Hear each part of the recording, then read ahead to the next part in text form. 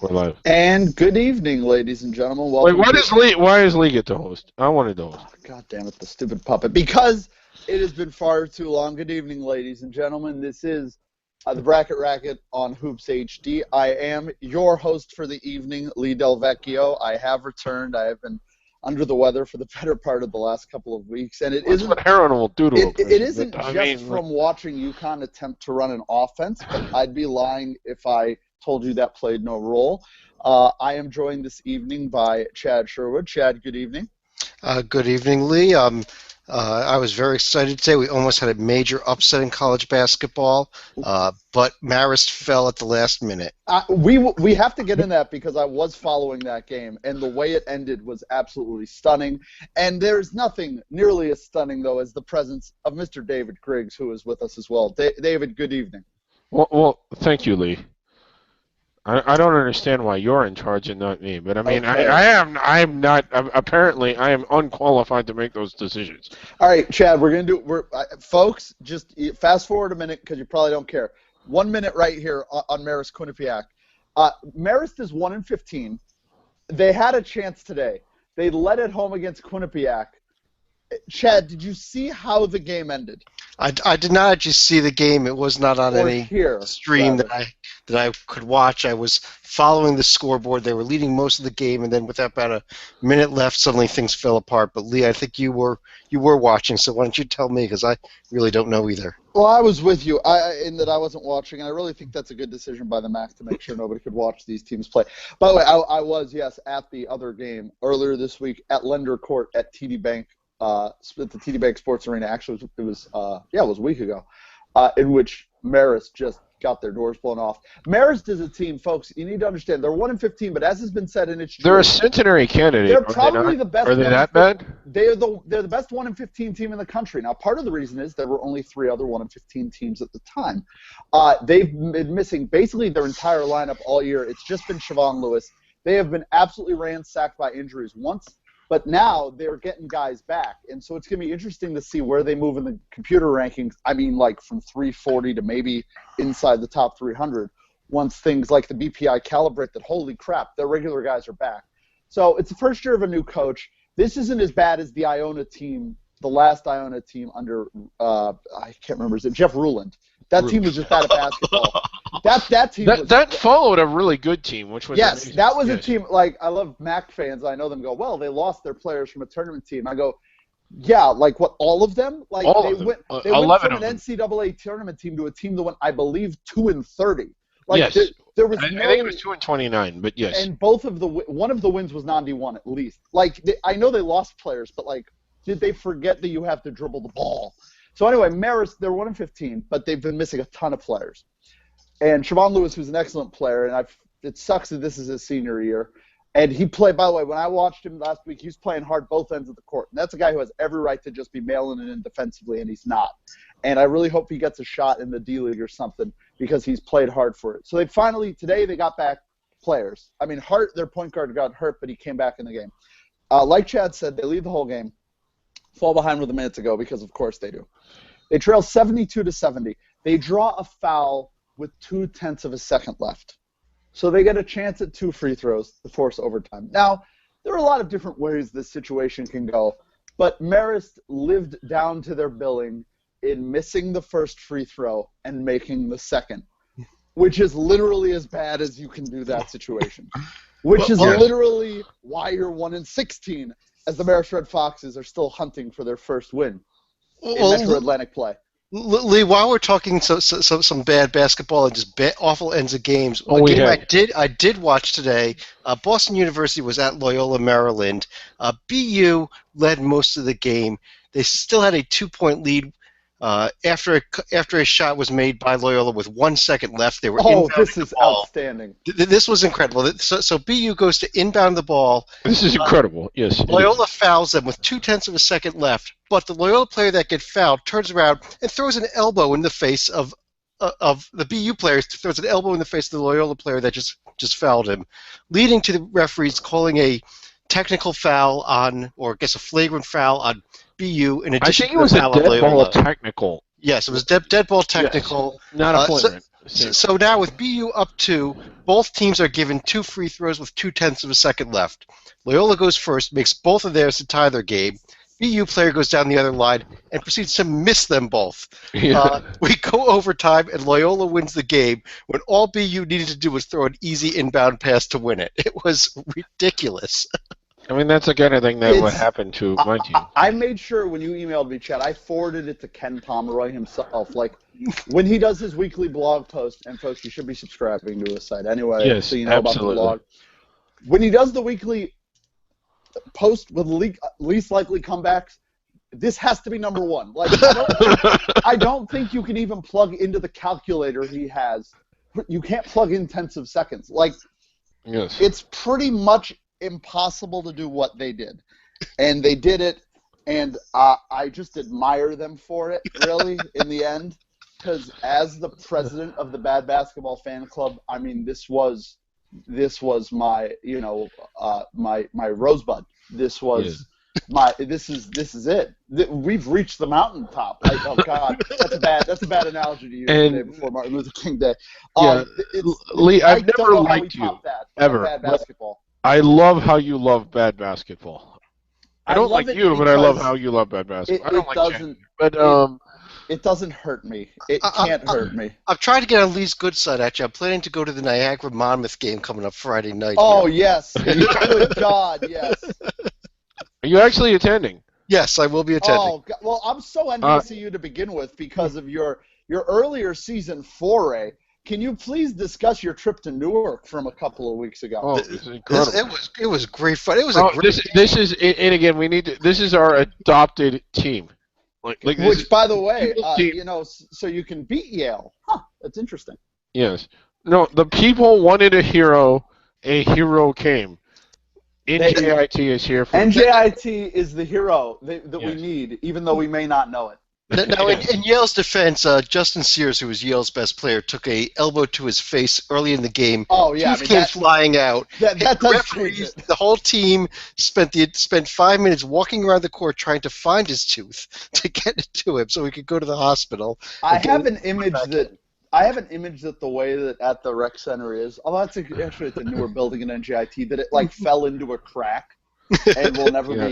You have to keep in mind, Justin Sears plays at a home court at Payne Whitney Gym at Yale, where in the lobby they have a sample of the original court that was installed there from 1936 through 1995, and it's warped. So Yale's used to that is NJIT's court, but not. NJIT has no lobby. They have room for a little table with a couple guys with tickets, a snack bar with Diet Coke or M&Ms, and then you walk into the gym. And that's it. It breaks my heart that I was not there. Mine as well. Sacred Heart has a similar setup. I was there a couple weeks ago. They advertise at the snack bar that they sell things that they don't have at the snack bar. But they did have Welch's fruit snacks and sodas, and it was a really good time, And I was actually impressed with the quality of the William Pitt Center. Sacred Heart, 1986 Division II champions, so win a nerdy bar bet. The first Connecticut team to win a basketball national championship was Sacred Heart University, and the trophy is with all the other NEC trophies and whatever. It's in the lobby, sitting there. You mean none of the other NEC trophies? Let me explain. Everything but basketball has been successful at Sacred Heart University in the Division I level. The women's basketball team has done really well. So the men's bowling team has won 5 years in a row. There are banners hanging. The word powerhouse is underselling it. So in the lobby, they have all the trophies there. And in the middle of them, placed as if it is equal to all these bowling trophies, is a Division II NCAA championship plaque that I could have picked up and walked out of the gym with and just like scratched out the second I and two. It was unbelievable to me, but it was cool. I got a picture with the D2 championship trophy. And the Sacred Heart, if you're in the Northeast and looking for a surprisingly quality gym, with not surprisingly low quality basketball, the William Pitt Center at Sacred Heart University is a good way to go. Sacred Heart's been formidable a couple times in the NEC, and I love the way this has started.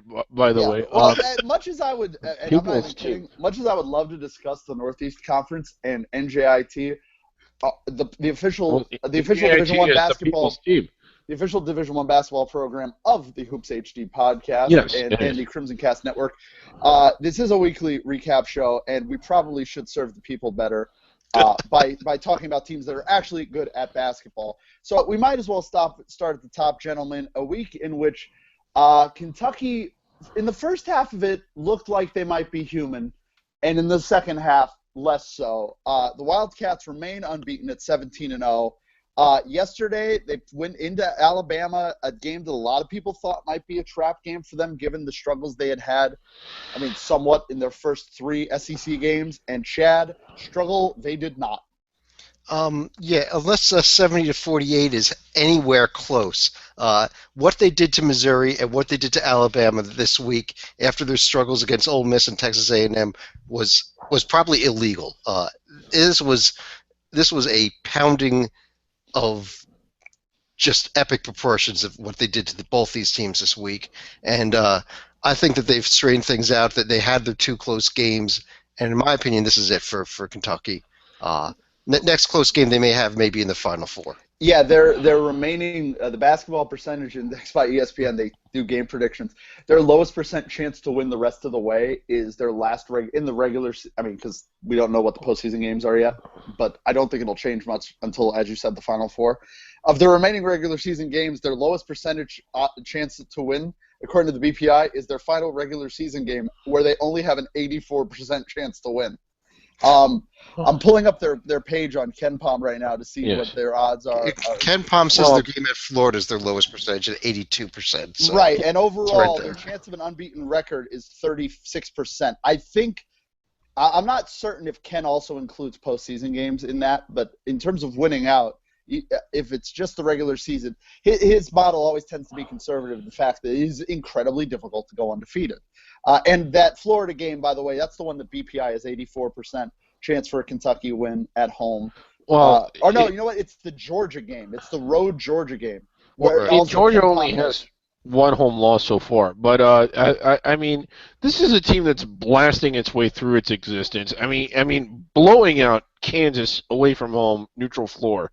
And this is a good Kansas team. I mean, Kentucky obliterated them, beating North Carolina handily, beating Texas handily, like embarrassing Providence, winning at Louisville. And if you didn't watch that game, don't, because pouring acid in your eyes is more pleasurable. But it was just not. Not like, that will stop every mainstream college basketball writer from talking about what a great game it is. I mean, it was horrible, and we've seen that before. I don't want to talk about that again. Is it too well? Okay, for 15 seconds. Is that rivalry too bitter or what? Because why don't we ever see a good game when those teams play? Except I don't think it's too bitter. I think it's the echo chamber that it lives within is exploded, and it's a once a year game, and it's not a conference game. So yes. It's too emotional where the so much is on it, and the players get so hyped up that they can't just go out and play basketball. So what you're saying is that you think it's too bitter.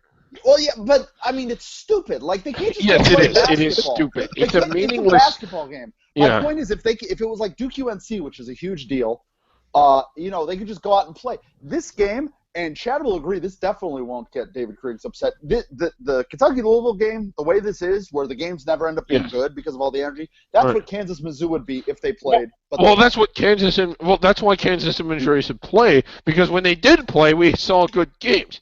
No, but there won't be good games anymore, I would concur, because this is the example. There's so much just stupid hostility. Are you suggesting it's stupid. That Kansas and Missouri shouldn't play? I hope you're not even... Well, we all know that Kansas has a conference rival. It's Iowa State. Or Kansas State as well. And Missouri, everyone knows Missouri's true rival is Texas A&M. What about that Kansas-TCU rivalry? I love that one. Oh, God. It's the best. All right, so anyway, while David tries to breathe into a paper bag, although I don't know if puppets can do that. That is literally what I'm doing, which is not easy when you don't have arms. So, Chad, it's obvious to everybody right now that Kentucky is treating the Southeastern Conference like they're a speed bag. Now, when I said I would host tonight, one of the things – actually, I'll go to David on this because I assume he's caught his breath by now. Yes. Is that we want to discuss and this is a quote, the 9 multi-bid leagues. I mean, the SEC is one of those, but Dave, who's the second best team in this conference? Well, I think you got a lot of teams that are inside the bubble. You got Kentucky that's blowing it up. I would say Arkansas, even though they just got blasted today. Can I just confirm? Yes, David Griggs did just say it 10 minutes in the podcast that Kentucky is safely in the bubble. Thank you. Go on. I am on record for that. I would say Arkansas. I mean, I know they lost badly at home over the weekend, but I think they're the second best team in the league. I think they're kind of a surprise. And one of the things Arkansas that is doing that I never ever thought they would be able to do is that they're beating crappy teams on the road. Yeah, well, let's talk about what happens when they go home, though. I mean, yesterday's game. Really Chad, bad game. Chad, I really think yesterday. Can you just chalk that up to the fact that Ole Miss had a once-in-a-lifetime shooting night? I mean, they shot 60% pretty much. You mean the same once-in-a-lifetime shootout they had a week before that at Kentucky? Yeah, well, I was gonna say I actually really like this Ole Miss team. I really do. And do you think they can get inside the bubble? I want to make the argument they're the second best team in the SEC, and I think I can do it. You're more than welcome to try. I will say this about Arkansas: they're the only team that's won at Georgia, and Georgia isn't bad. I can argue the Mississippi thing's going to drive you guys and Kalen and Kyle up a wall. I'm just warning you guys right now. This is why we don't like Lee. Ole Miss is going to be my team because I can factually win the arguments, even though it sounds ridiculous. Even when you factor in the Charleston Southern, the TCU, and the Western Kentucky losses. But only Charleston Southern's an awful loss. Oh, come on, TCU. TCU. No, do not go there with TCU. Wait, look, I know that TCU has literally played a weaker schedule than Are you sure about have you run the numbers? Are you sure that an anthill is not as tall as Mount Everest? You might want to recheck that. Yeah, Lee, did you double check the Ken Palm rated TCU's non-conference schedule number 300? It was last. It's last. 351. Look, I'm not arguing for a 4 seed here. I'm just saying TCU is a tournament team. Okay, no, make them a 12. They are not. They are. They no, are. they are not. This is going to play itself out. Davidson is better than TC. Chad, weigh in on this. I know you don't like either one. Davidson is better than TCU. Davidson is way better than TCU. Yeah, thank you. At least make me feel better and say UConn's got a better profile than TCU? Yes, they do. Thank you. All right, I feel better. I actually, by the way, all I'm going to say is I completely still believe this UConn team makes the tournament. I don't think they're any good. I just look at the conference and I think they'll be fine. I think they make the tournament because they've got the absolute best shot at winning the conference tournament. And I think they'll get him. I think they'll make the tournament because tickets are still on sale. I don't think they need to win the conference tournament. Is my point, and that's where I'm basically on an island. It's in Hartford, right? Is it not? Yes, yeah. But my point is, I think they'll be in before that, and I know I can't fucking back that up with much right now. But I'm telling you. I'm holding on to Ken Palm's luck ratings as a sign, and the fact that Ryan Boatwright's playing on one leg. They are one of a year after being the luckiest team since they were 3 years prior. They've been hideously unlucky this year. Anyway, back to a team that's unlucky because you guys don't recognize their own greatness. Ole Miss. My God. They're the second best team in this league. All right, they blew out Arkansas on the road. Kentucky. Now when that Kentucky game, 3 minutes to go. Everybody thought the same thing. All right, well, this is when it's been Ole Miss has had a nice game. They're going to make some dumb fouls. They're going to blow it down the stretch. They really only screwed up the last possession of regulation, but in overtime they played even with Kentucky. Yes. They didn't just collapse. Wait, leave the statement though. Your case for Ole Miss, and I will say it was. It would have been the greatest singular win on anyone's resume all year. And would have been going forward. But your argument for them cannot be that they almost won a game. As great as they played. Yeah, no. Well, I'll give you more. Look at the wins they have. They actually have some good wins. Okay, wait. You just called them the second best team. You realize that LSU has wins at West Virginia, at Ole Miss, and against Georgia. You realize that Georgia has beaten Seton Hall and a Kansas State team that is remarkably in first place in the Big 12 right now. This is going to be the one year where which means they're in our. Oh my God! This is going to be the one year I don't defend Mark Fox. It's going to be everybody else. This is going to be the year. This is going to fucking happen. Really? We're going to. All right. Yeah. Yes, it's going to happen. All right. I'll give you. Look, like I said, I would like to argue Ole Miss because I can argue it on merit, but I don't necessarily agree with it. I will pick Georgia now. I agree with you on Georgia. I was terrified that one of you was going to say Florida. and I was going to end the podcast. I was absolutely terrified somebody would say Florida. Hey, Florida has a win over themselves. That's pretty impressive. Oh, my God. Like, Florida, do you know how bad you have to be to lose to this UConn team when you're up 15 in the second half? That was pretty astounding. Oh, my God. Like, UConn had scored 40 points in the game to that point. They scored a quarter of their entire output to make up the deficit. Anyway, so it's okay. Nothing this season will beat the Florida State finish, though. Nothing. Oh, God. That was... That I don't know what's unlucky. I still think that the BU game today is more amazing way to lose a game. No, I don't know about that. Oh my God! There were you had the ball, you were inbounding, and you put the ball in your own damn basket. No, you're mixing the situations. They didn't have the ball and were inbounding. They were on defense. He knocked it up and goes in. Yeah. Okay, you're right. Today, they had the ball and the lead.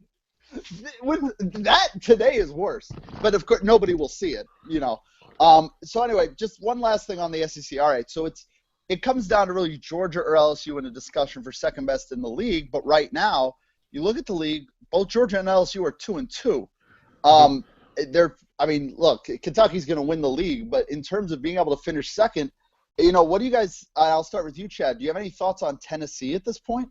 No, I don't. I think this Tennessee team is a bit of a fraud right now. Yeah, I know they're 3-1, but their 3 wins are Mississippi State, Missouri, and Arkansas. It's only one halfway legitimate win there. So and Drew, that stuff will balance out as it comes along. David, before you give your thoughts on Tennessee specifically, do you think Donnie Tyndall will still be the coach when the season ends? Honestly, no. Not because of performance of Tennessee, though. Oh no, not at all. I do not think he will be. It's rather unfortunate. I think Donnie Tyndale, first of all, got into a bad situation at Tennessee. I think he's great at developing players. I think that's one of his better strengths. The problem is when you go from Conference USA and the Ohio Valley prior to that to the SEC, developing players only gets you competitive. It doesn't set you apart. Secondly, this is pretty damning. I do not think he will be at Tennessee or anywhere else next year. And it's not because of the coaching. For folks who don't know, it's been reported there are some pretty serious allegations. You're at an SEC school. Yes. People think you're in trouble. You got problems. And Donnie's got a school whose basketball program has been in trouble before. They just have no patience for it. Yeah, and Donnie's got some stuff that chased him after it from Southern Miss. And look, we all love Donnie's awesome. He's a great guy, but there's more than smoke here. And I hope everything works out for him, but it does not look good. Neither does it look good for my bold prediction about Bruce Pearl leading Auburn into the tournament this year in his first year.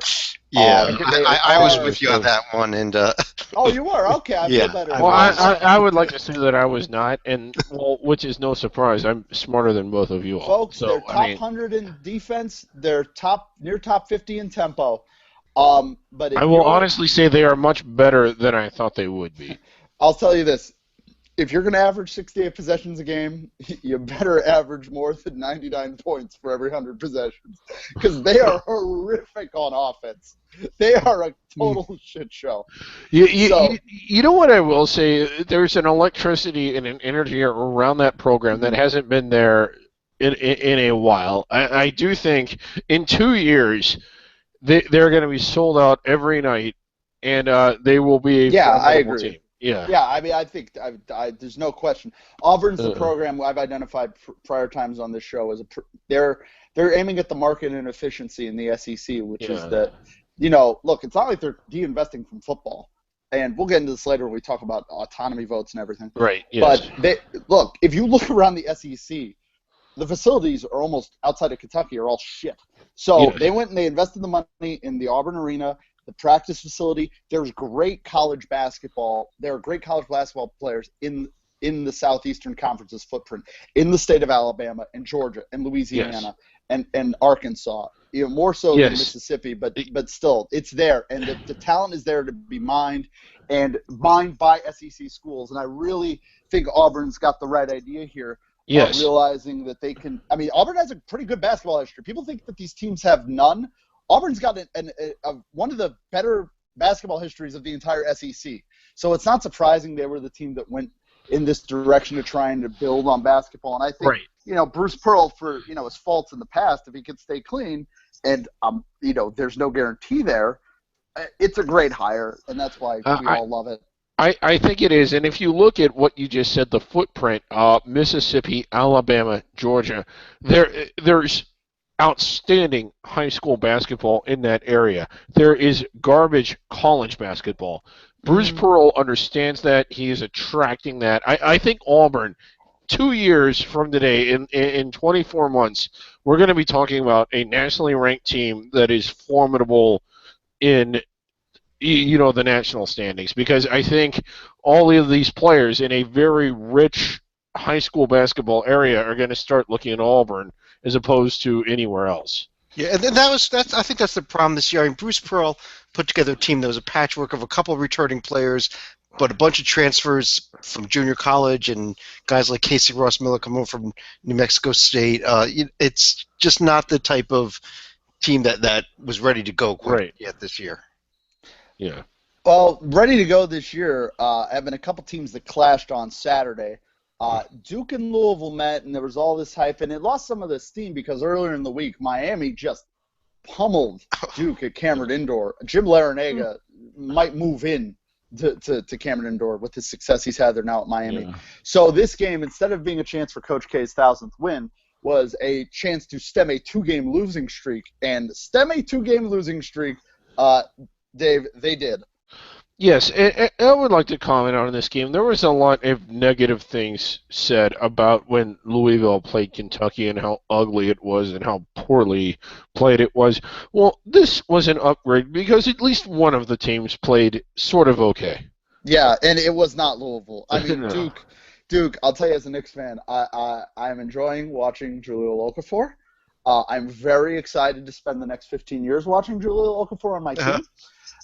And if you're a Duke fan, I would really enjoy the next 2 months of it because it's all you're getting, but it's pretty good. I mean, Chad, he just owned it was the second half when he owned the game, and they looked great before that. Well, I just have one question here, though, for you, Lee. How pissed off is ESPN right now that Coach K's 1,000th win is going to come in the Duke at St. John's game over the weekend, which is going to be on Fox? I don't know, but it's funny because for the longest time, you remember that Duke had maybe it's still active, the non-conference home win streak. Can you guys remind me? No. Somebody. It's at St. John's, though. It's right. But my point being that St. John's winning at Cameron Indoor was the one before it. St. John's. I mean, look, I would almost take St. John's in that game this weekend. Like, they historically, with much worse teams than this, against much better Duke teams than this, have looked really good in that game. The Duke-St. John's game is always way more competitive than it has any right to be. So I would not assume that 1,000th win will come in that game. But they certainly, I mean, Coach K, whatever he said in practice after the Miami game, it got through because they made Montrezl Harrell look like a UConn big man. I mean, I've never seen Montrezl Harrell struggle that much. And I wondered, I mean, really, I'll go to Dave because you watch Louisville more often than either of us. I mean, do you remember a game where he looked less ready to play against the big man? No, and really not. And again, it was things that were happening off the ball. They were hitting him. He got really frustrated really early, which is how you're supposed to defend an emotional player. In my opinion, it was an ugly game, but it was a fantastic showing by Duke. I know we were swinging from Kentucky's nuts earlier. I think Duke can beat them. I think Virginia can beat them, and I think Gonzaga could beat them just because of the X's and O's matchups. This is a very good Duke team. Yeah, it is the second high caliber. I mean, when I mean high caliber, super high caliber road game they've won in impressive fashion. They went into Madison early in the year. Louisville might, outside of Kentucky, probably won't lose at home again. Wisconsin probably won't either. I think it submits Duke, and this is a Duke team that I have been sort of comedically, criticized of for pointing out how they can't win on the road in the past. How do you say Duke can't win on the road now? They've won at Louisville and at Wisconsin. I mean, I think that's amazing. Who else has 2 road wins that even come close to that? Well, I'll tell you, a team that's got 2 road wins and right now has first place in the ACC locked. And I'll go to chat here. The Virginia Cavaliers. Oh, I thought you were going to say Syracuse. Sorry. No, they definitely aren't in first place. The Virginia Cavaliers, yesterday it's a very misleading score if you just look. I mean, it's good. They won by 15 at Boston College, but that's a game that was close for the first 35 minutes. The entire first half was within 3 points. Chad, I'll go even bolder than that. I mean, are we actually sleeping on Virginia? Is it possible that they are actually the best team in the country right now and not Kentucky? I'm not going to go that far. I know a couple people have. I know they got a couple votes in the top. Puppet has 5. I know the Puppet has. I know Ken Palm briefly did, although looking at today's rankings, he's got Kentucky back at first. I did actually look at some of the top 20 votes in the AP. The last week, the person that one of the 2 votes that Virginia got for first place, the same guy put Hofstra in at number 25, so I think his entire ballot should have been invalidated for that reason alone. So, he just has some pride. Come on. I just think Lee filled out his ballot. No, I would not have put Hofstra at 25. Everyone knows I would put Hartford at 25. But this is a team at Virginia. We know how good they are. I mean, yeah, they are. Player of the Year right now. Anthony Gill is 2. Justin Anderson is 4. Malcolm Brogdon is 5. I mean, they are.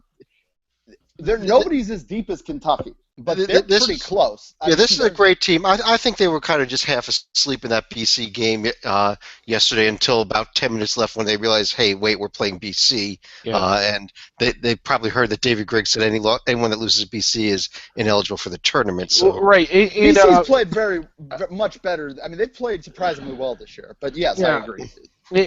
Just so I make sure we're all on the same page here, I wrote the NCAA yesterday asking for clarification, but because I'm not sure if it's a formality or just like an informality. If you lose to Boston College, you can't play in the NCAA tournament. I mean, am I wrong in that? I wrote the NCAA. I will have clarification later this week.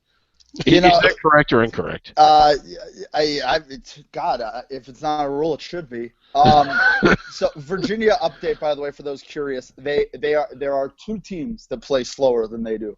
Still, they are only 349 in tempo, but it's only weird if it doesn't work. And Bud Light's going to sue for that. This is a team. They're 4th in adjusted offensive efficiency, 3rd in defensive efficiency. I don't care how ugly people say it is. This team is unbelievable. This is a team that is built.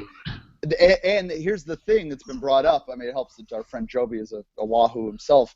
They're not a year early, but next year they should probably be better. I mean, they're really cruising here as a program. You just brought up the tempo thing here. I don't know that that's really that bad of a thing. You look at the last 5 teams here in tempo. You've got Wyoming in there, who's in first place in the Mountain West. Northern Iowa, who is a ranked team out of the Missouri Valley. American, who might be the best team in the Patriot. And the Citadel, who actually beat Wofford the other night, but that's about all I could say for them. Chad, I hope when you defend me the next time I get arrested, you present a better argument than the Citadel. Just saying. Well, I want to be complete there. I give all 5 of them, but I mean, you look at that. I mean, you might have 3, maybe even 4 teams of those last 5 that are going to be in the NCAA tournament. I'll say this: the one issue for Virginia is. They really might have the toughest remaining ACC schedule of any of the top teams. They've got that stretch coming up in a couple of weeks where they play 3 straight games against Duke, UNC, and Louisville. Actually, 4 straight. Then they go to NC State. And then they close the season at Syracuse, which will be interesting for a couple of reasons based on some stuff swirling around Syracuse.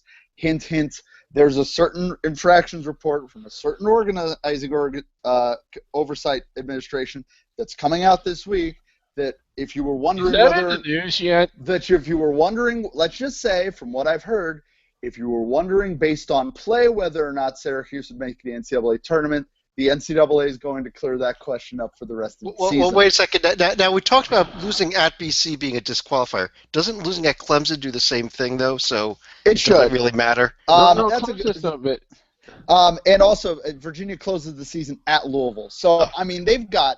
They have. Oh, that is The bottom nuts. line is they have road trips to North Carolina State, Syracuse, and Louisville, and that's why even though they might be a better team than Virginia right now, nobody's talking about them going undefeated because they play in a conference that actually has good basketball teams in it. Well, I think Virginia goes for the double, gets a 1, and then well, that's what I think. What do you mean goes the double? You think they win out the regular season? No. I think they finish first and win the conference tournament. They go for the double. I think. Well, I mean, if they do, I would. God, it'd be really interesting at that point if they were what, like 33-1, and Yes. Kentucky was 34-0.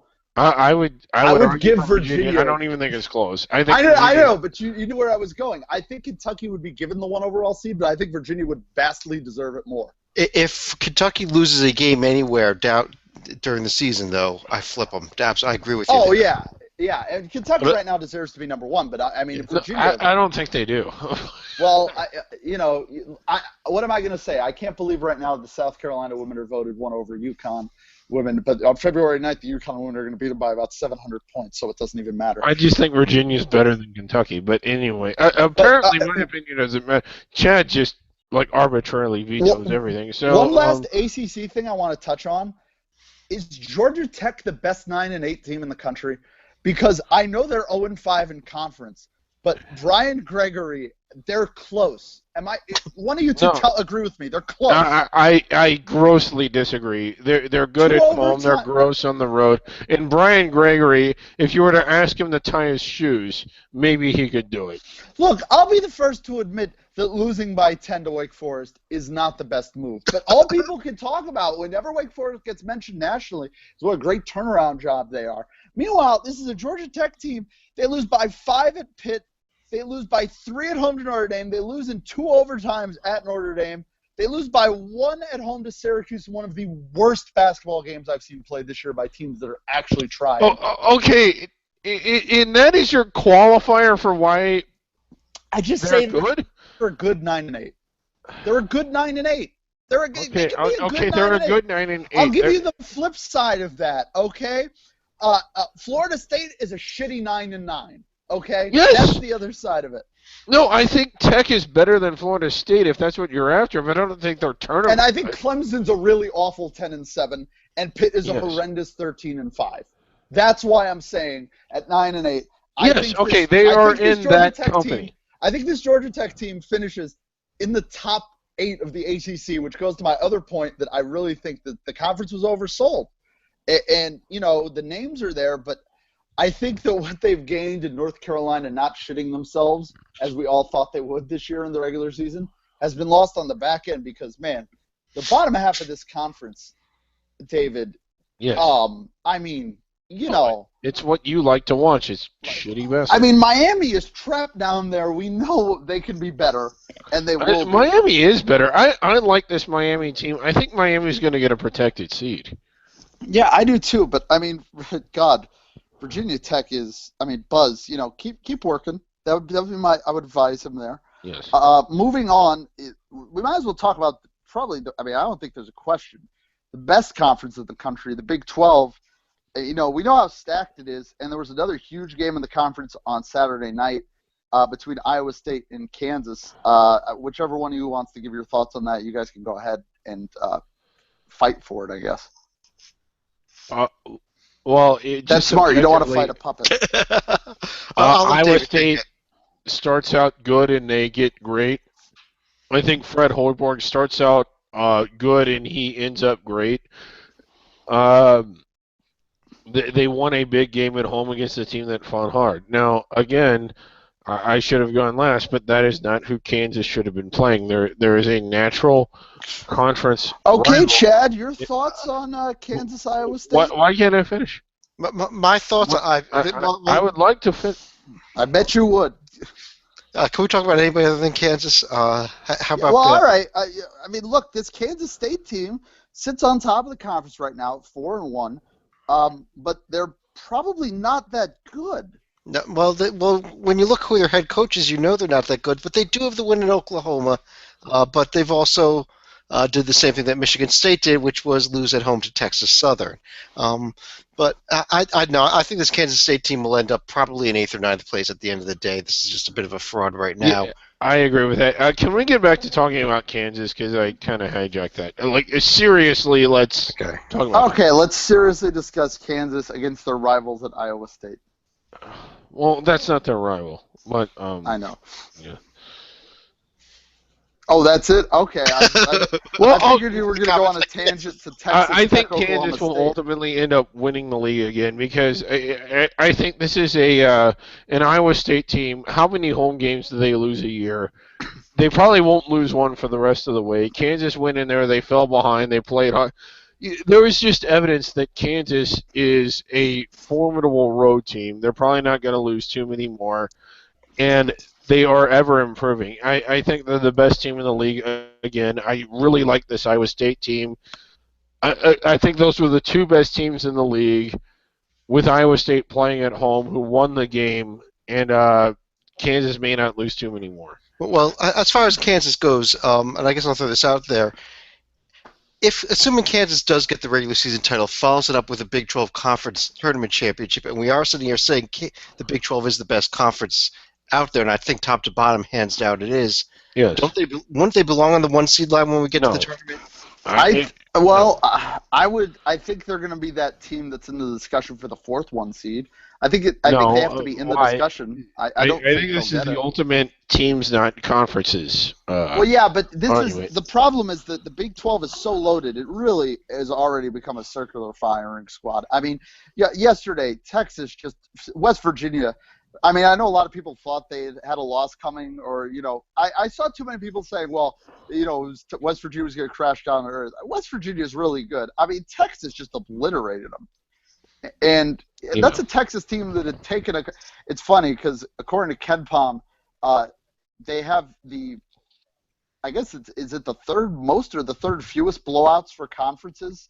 They've only had 5 out of 23 conference games that have been played, 5 have been blowouts. But I feel like all of the blowouts have been ranked versus ranked games. Like, I mean, basically 2 of them are Texas getting demolished by teams from the state of Oklahoma. And then there's yesterday West Virginia, Texas, which was an absolute beating. I'll tell you one thing I'm worried about. With all this quality teams here, somebody in this mix here right now in the Big 12 is going to start suffering a lot more losses than they really deserve. Mm-hmm. And looking at Oklahoma State and Baylor, I think one of those two may end up on the bubble by the end of the day, if not even out of the field. Yeah, you look at Oklahoma State right now. They've lost 3 out of 4. They're not bad losses. The 3 losses are Iowa State, Kansas, and Oklahoma. On the road, 2 of them. Right. No, all 3 were on the road. All 3, okay. And the win is a home 11-point win over Texas. So, I mean, they also have the cure to all ills coming up on Wednesday night, known as the Texas Tech Red Raiders. But after that, right. They go to Kansas State. They still have road trips the rest of the way at Texas, at Baylor, at TCU, at West Virginia. I mean, the losses can very much pile up. Right now, KenPom projects them at 19-11 and 9-9 in the Big 12. And I think that the bubble is going to be littered with at least 2 teams from the Big 12, like Chad mentioned, probably also Baylor, where, I mean, I just want to say they should be in. Well, Baylor's non-conference schedule. Okay, non-conference. Lee, I'm glad you said that. Let me pose this question. There seems to be a line of thinking that if you play in a really heavyweight conference like this one, that you need to get your wins out of conference and just kind of take it easy so it evens itself out. Baylor is really good. Oklahoma State is really good. Baylor where's Baylor's non-conference win, David? Well, okay, that's precisely my point, Chad. Okay. They did not give themselves the chance to prove themselves out of conference, where I think it would have alleviated the pressure to do well in conference. I really think Baylor was trying to join the SEC from looking at this freaking schedule. No, it was incredibly weak. And my argument is you don't, if you're in a tough conference, you need to schedule tough out of conference. That's my argument. So you're saying that the fact that their best win is South Carolina on the road is a bad thing. Probably isn't it. By the way, in a game that was somehow each team almost scored 70 points, but there were only 61 possessions. Right. So there's efficiency. But my point is, Baylor's good, but they did not give themselves the chance to prove that, and neither did Oklahoma State. Again, and for Outside of Baylor, Florida, for yes. Baylor, it's again. Yes. Every single freaking year. I mean, by the way, this year, Stu Morrill finally scheduled tough out of conference at Utah State. He also announced he's retiring. So I mean, that's like, of course, now he freaking does it. Like, Right. But it kills me with Bryce.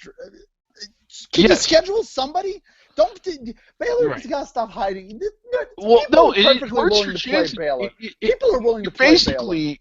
And we all know this, you have to make a case for yourself that you want into the NCAA tournament. If you schedule dog shit out of conference, which Oklahoma State and Baylor did, you're taking a pass. I mean, Baylor, pick up the phone and call Illinois. I mean, come on. Or SFA. Oh, well, that's the best part, is that they played SFA. Oh, yeah, they did. Fair enough. Well, they did play them. You insist on embarrassing me everywhere I go. I mean, this is an ongoing thing. So anyway, I mean, if Baylor doesn't get in, it'll be because of too many losses. But I'll tell you that non-conference doesn't know favors, and we've said this. I mean, I feel like Baylor's cost themselves seed lines the last few years because of that. It comes up. It really matters in the long run into how your bracket path comes out. There's a reason. It's not. I mean, look, Baylor had a couple of great runs in the tournament, but they had to fight so hard just to get to Elite Eights. And they had to fight harder because they had worse seed lines because they played freaking nobody in the non-conference. Yeah, and you look at teams that have benefited from that, like a Butler now, who's not exactly ripping up the Big East, but look at what they did out of conference. It makes a difference. You have to make a case for yourself, and if you just schedule nobody out of conference, you're taking a pass. If you schedule teams that are really good, you have a little more wiggle room. You might be able to go 9-9, 8-10, and still get in. You know, it's amazing. You mentioned the Big East, and we'll go there in a minute. But do we have to? Briefly we'll go there. It's known about how every year we talk about this. The offense is down, fewer possessions. Mm-hmm. The Big 12, which is by far the best conference in the country, is 30th among conferences in offensive efficiency. The American is 31st, and I thought that was bad. So, just saying with the Big 12, 32 leagues, by the way. Yeah, basically. So the bottom two leagues, because NJIT, Team of the People, as they are their own league, we're going to take them out for this discussion. Okay. Ken Pom counts them as their own league at the rate about 15th right now, I think. So. Right. Yeah. They're 18th overall, actually. But if you take them out of it, the two least efficient leagues are the Big 12 and the American. So, I mean, we know the American stinks, but the Big 12 is the best conference in the country by a lot. So, I mean, Chad, is that not the best example of how bad offense is right now in the sport, that the best league? Chad, talk for 60 seconds. Are we right? Well, though, if you look at the breakdown here of the actual adjusted offense numbers, there's three teams that are pulling them way down, and that's K-State, TCU, and Texas Tech. Texas Tech is sitting at 279. Everybody else is in the top 65 or 70. When taking a look, Kansas, K-State, you mentioned bringing them down. They're at 106. Iowa State's at 15. Kansas is 24. Oklahoma 55. West Virginia 31. The one thing I'll say for the Big 12 is God, this is really a tribute to how awful Texas Tech is. Texas Tech is averaging 95.7 points per 100 possessions. I mean, literally, just try playing with six guys and see if the refs don't notice. Because the Big 12 also has four teams averaging over 110 points per 100 possessions. But for Texas Tech to be, I think what really scares me is that at 95-7, there are 70 teams worse than that, and I don't know how they exist. I don't know why we need to have them. If you can't average 96 points per 100 possessions, you should just. I mean, I'm convinced D2's best teams are better than that. They are. And if you don't believe me, just ask Bryce Drew, because he's busy trying to schedule the teams they beat up on. So anyway, it sounds like you're back, David. So yes. Now that you're back, let's go into your favorite conference, the Big East, which continues to be. That's my least favorite conference. I know. The good news for the Big East is that DePaul's no longer alone in first. But the bad news is, is this conference going to be hurt in the long run by the fact that there seems to be no separation in here? Well, there seems to be nobody that can win at DePaul, and that really kind of is. It's not a good argument to have. It's like even Stanford couldn't do it. Like St. John's lost there today. Maybe DePaul has the best home court advantage in the Big East. Well, I mean, it's kind of crazy. The home court advantage in this conference, I don't know what it was at a conference, but the last I counted was that they collectively lost 9 games, which is less than 1 per team. It is a really hard league to win on the road in. The problem with that is that no one went out of conference and won on the road. Yeah, so far 70% of the wins in conference games have been by home teams. Yes. And as you said, nobody went out of conference. This is a conference right now. You got Villanova up top at 4-1, 17-1 overall. We know they're going to be a team in contention around the 1 seed line. But when you go past that, I mean, there's not a lot of there. I mean, there's a lot of tournament teams. I think there's a lot of teams that are inside the bubble. I think Providence, Georgetown, Butler and Seton Hall, and even the Johnnies, despite being 1-4. Oh I think I agree with you on St. John's. But they really needed to win the day on the road, and they did not. Now they need the Duke win this weekend, I think. But I mean, it feels to me, Dave and Chad. Chad, you could answer this first. It feels like a conference full of NCAA tournament teams, but like 7 through 10 seeds more than protected seeds. I'm looking at this as a conference that we literally could have 5, maybe even 6 teams in the bubble conversation. I mean, not first ballot teams. They all may get in the end of the day, but you may only have Villanova as the only first ballot team in this entire league when we get to the selection. With that, Nova, because it is so hard to win on the road in this league, if Nova rampages through this league, I seriously think they're a legitimate number 1 seed caliber team. They may not get it because of what everyone else is doing, but this is a Nova team that rampaged the regular season last year. I think most people forget how good they were. Yeah, well, how early they went out in the tournament, but to the eventual national champion. Yes, which I still can't believe. But Villanova, I mean, they have the huge game on Monday. And a bit of a look ahead here as Villanova travels to Georgetown. I mean, coming off the Penn game. Coming off of almost losing to Penn in a big. I mean, I know it's almost the Big Five, and it's like Dave or I'm sorry, Chad thought they were losing to Penn, but they did not almost lose to Penn. This Penn team is one of the worst Penn teams I've ever seen, and somehow they were right there the whole game. It's the Big Five. Like, look, it is. I know the Big Five is a big deal, but holy shit, Villanova. Really? Don't even say there was a road game because that crowd was 50-50. That was not a road game. Either. So they have to bounce back, and they need a much better performance if they want to win at Georgetown on Monday. With that aside, I don't think Creighton wins more than 2 games the rest of the year. It's the McDermott factor. He starts out heavy, and then he digresses to mediocre, and then he just ends up flat out awful. And then the Big East wonders why they have this team in Omaha. Which is a very fair question. Well, I don't know. They also wonder why they have a team in Milwaukee, but they were kind of stuck with them.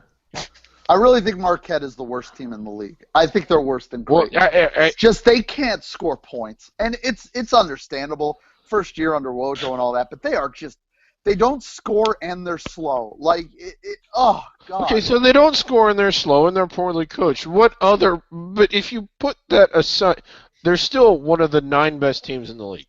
Okay, thank you, John Rothstein, for joining us briefly on the Racket podcast. I think it's time to move on to another conference. I was just going to say real quick, when you guys take a look at this, is there a team that you feel outside of Nova and Georgetown that is inside of the bubble more than the others? Because of the paper, Butler. They've won 4 games on the road against ranked teams. All right. I would agree with that. Definitely are. I don't think they're as good, but I think they play up. Chad, is there another one you might have? I mean, the only other team I would even look at is Seton Hall, but I wouldn't say that they're inside. I think I think they'd be in right now, but I think you're looking at the 8-9 type of seed, like we said earlier. All right. Can we get a 30 seconds? Who's the coach of the year in this conference? Because I think Chris Holtman definitely is. Well, first of all, I mean, like you and him, I'm proud of you guys for having a child, but like, it does make you biased. It's not a legitimate child. I think it's Chris Holtmann too, but it's interesting. You know what? No. I'm giving it to Willard. I'm giving it to Willard. I'm sorry. Are we forgetting? No, it's definitely turning to Willard. Are we forgetting about Jay right here? Are we just like ignoring him, or? Well, he got it last year. Okay. Right. So he can't win twice in a row? He can, but these things are weird. I don't know. I mean, look, if you want to give it to Holtmann, I'm fine with it. All right, moving on. Moving on to the Big Ten Conference, which this year welcomed two new teams. Are we moving on or moving back? We're moving back. Well, look, the bottom Seriously line is moving down. they welcomed two new teams that have both performed above expectations. Rutgers has 2 conference wins, including a win over Wisconsin that Chad, yes, did really happen. And the team that's in first place by themselves in the Big Ten, the Maryland Terrapins. Chad, putting your Rutgers fandom aside, what do you think of this Maryland team, which on Saturday completed a regular season sweep of Michigan State? Well, sweeping Michigan State this year, I don't think it's that much. I mean, but it sounds so good, doesn't it? No, so did Mike Davis, but that's Oh, When did Mike Davis ever sound good? Except when he was squealing. But no, this Maryland team really impressed me. The most impressive thing I thought about this Maryland team, though, is when Des Wells went out, and I think they did lose a Virginia game while he was out, but other than that, they won every single game without him. He came back, they kept flowing. I think this Maryland team, well, I mean, them versus Wisconsin, they only play once. It's not till February 24th. It is in Maryland, but that may decide your Big Ten championship right there. The mellow effect. The mellow Trimble effect. I still think Whiskey is a 1-seed caliber team. I think they go into Maryland and win, but even if they don't, I think they're better. Having said that, Maryland is one of the biggest surprises, at least in my opinion, this year. I thought they'd miss the NIT. Here they are, way high in the rankings, deservedly so, and way in the protected seed range. Phenomenal job. I mean, it really is. Mark Turgeon's done an excellent job there, and they've recruited very well, as Mello Trimble is proof of. It's a Maryland team that's, they're good on both sides of the ball. I mean, they're not very fast, but they've also, I mean, it's worth mentioning that they have played the one of the weakest. They've had among the weakest starts to conference play schedule-wise that you can have. But taking a look at their upcoming schedule. Give me a moment to pull that up. This is exciting podcast. Unless you're playing Wisconsin, every game is winnable in this league right now. Well, look, on Thursday night they go to Indiana, which, by the way, for me, outside of Maryland, is the biggest surprise in conference because I didn't think Indiana would be any good. And I concur. I went from thinking Indiana, again, would miss everything to they're a formidable team. They might make the tournament. Mm-hmm. Right, they might make the tournament, and this is a big chance for Indiana to get a really big win because – let's face it, the win at Michigan State's not going to look that impressive. They played well against Virginia at home, but they lost. The neutral court win over Iowa State's a good one. But Indiana gets a huge chance to take out Maryland this Thursday Indiana night. Real nice win today at Illinois also. Yeah, real nice win. I mean, Illinois, albeit not outstanding, is really, really hard to beat at home. That was a great game. It went back and forth. Just fun game to watch. Well, you mentioned Illinois. They're interesting to me because I don't think they're near the bubble, but they could definitely on what side? But they're a team that's certainly, like, with the way they play at home. Lee, I was serious. Inside or outside? What side? I think they're outside right now. Really? Okay. I mean, I'd agree with Lee. I mean, they do have a couple nice wins with the Baylor win and the Maryland home win, but that's pretty much it. Illinois, I'm going to bring it back. Look, folks, we're not going to talk about the AAC, so I got to get my UConn mentions in while I can, even though they're pissing me off. We'll mention them briefly. Illinois reminds me of UConn, where right now Illinois, I mean, don't get me wrong, UConn hasn't had a tough conference. They don't have one, but Illinois has had an incredibly tough start to Big Ten conference play. The remaining games in conference, much like UConn's next 2 games are home games against Central and South Florida, plays out. They have every opportunity to put themselves safely in the tournament. I just don't think right now, and it doesn't matter, it's January 18th, but I don't think right now they would be in. Well, Lee, if we're talking about teams with are they even close to the bubble right now? What is your impression of this Ohio State team? I mean, I think they're massively underachieving for what they have. Do you think they deserve to be in the field if you were going to pick a field right now? No, I don't, but I bet they'd get in. I mean, their best win is the Marquette win. Maybe at the barn. I think at the barn beats beating Marquette at home. Ohio State those again. Ohio State, can you fucking schedule somebody? Good God, this is pathetic. Like, it's really bad. They clearly scheduled this with the impression. Now, was the North Carolina game was their ACC Big Ten game, right? Yes. So they scheduled the game at Louisville. That was they gave themselves one shot. UConn gave themselves a lot of shots to get a good non-conference win, and they got one. Literally only one, but they got one. No, I'm sorry. The Louisville game was their ACC Big Ten Challenge game. Okay, so then the North Carolina game was the CBS Sports Classic game. It was also a TV game. Was the one game they gave themselves. Well, they agreed to it. I mean, their non-conference strength of schedule is 307, and they're in conference play. So it's not away from. Are you serious? Ohio State is 307. There's no way that's accurate. What? You can't believe it's that high? Can I give you the? I can't believe it's that bad. Can I give you the teams they played out of conference? Marquette. You just gave me. Are you serious? They played Marquette, Louisville, and North Carolina out of conference. Here's the rest of it: Massachusetts, Lowell, Sacred Heart, Campbell, James Madison, Colgate, High Point, Morehead State, North Carolina A&T, Miami, Ohio, Wright State. Listen, Lee. I mean, in their defense, how are they going to really know that Morehead State was going to be this bad this year? Who knew? I had big expectations for Colgate in the Patriot League. I mean, look, all I'm saying. Yeah, we used that same last time. That is awful, and you guys know this more than anybody because if you are not certainly in, your out of conference schedule is what kicks you out. This screams to me believing a little too much in the hype around their freshman class, and assuming that adding Jason Tate, Cam Williams would just automatically make things. They would carry with the guys they got.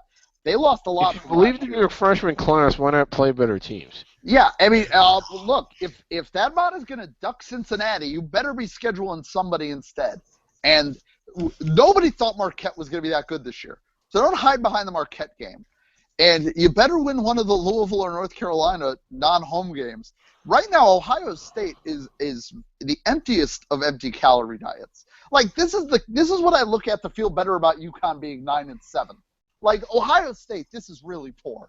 And they've got to go on a run here in conference. And their next game is they're at Northwestern, but then they get Indiana and Maryland back-to-back at home. Get one of those. You really get both of those. Did we have Ohio State in our field? I realized we did. I think we did, but they were down there in that 9-10 seed range because when you start comparing them to the rest of the garbage. That was before they lost this latest game. They closed the season with a home game against Wisconsin. That's the only time they get them.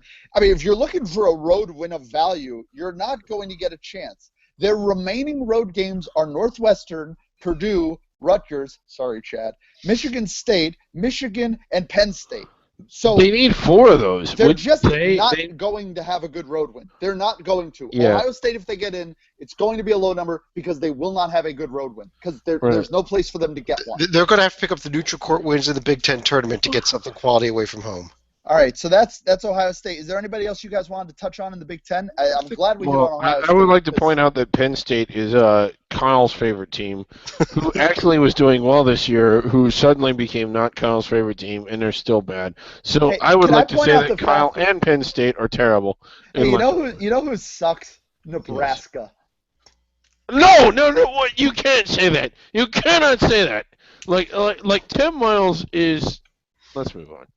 I mean, no, I'm as big of an incarnate word fan as they come. Why you gotta throw these? I think Hawaii has been very strong, although they had a bad Big West loss yesterday. I have balls. You don't have to throw blows that low. But and Rhode Island, hey, that's okay. It's not like Rhode Island has gagged every other chance at a notable win they've had in the last year. Always they have. Well, so speaking about UConn and the American Conference.